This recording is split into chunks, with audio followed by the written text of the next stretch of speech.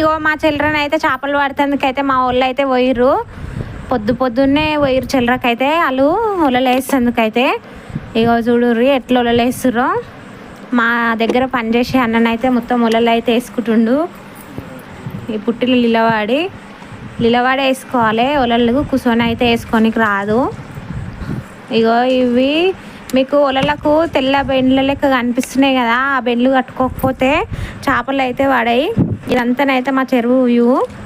ఇప్పుడు నీళ్ళు తక్కువ ఉన్నాయి, ఎండాకాలం కాబట్టి మస్తు నీళ్ళు గుంజుకపోయినాయి.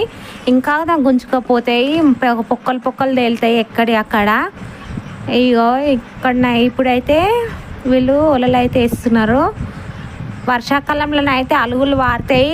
చెరువు చూసేందుకైతే మంచిగా ఉంటుంది, వ్యూ అయితే సూపర్ ఉంటుంది. నేను అదొక చిన్న షార్ట్లో కూడా పెట్టిన, చూడండి మీరు.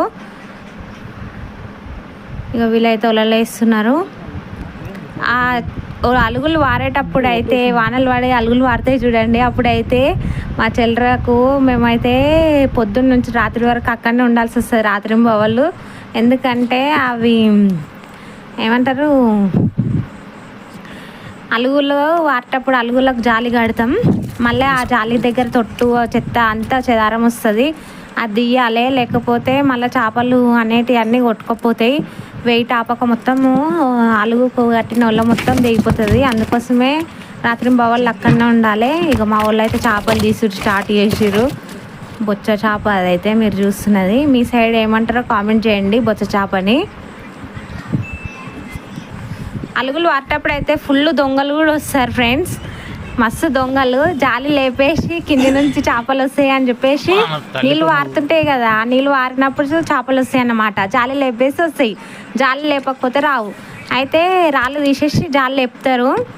అందుకోసం అయితే ఖచ్చితంగా కావాలి చేయాల్సి ఉంటుంది. మేమైతే చేపలు పట్టేటోళ్ళకి చాలా కష్టాలు, పట్టేటోళ్ళకి అయితే తెలుసు.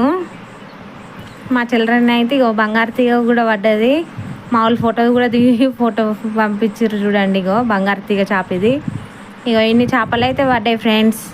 మీకు మరిన్ని వ్లాగ్స్ కావాలంటే కామెంట్ చేయండి.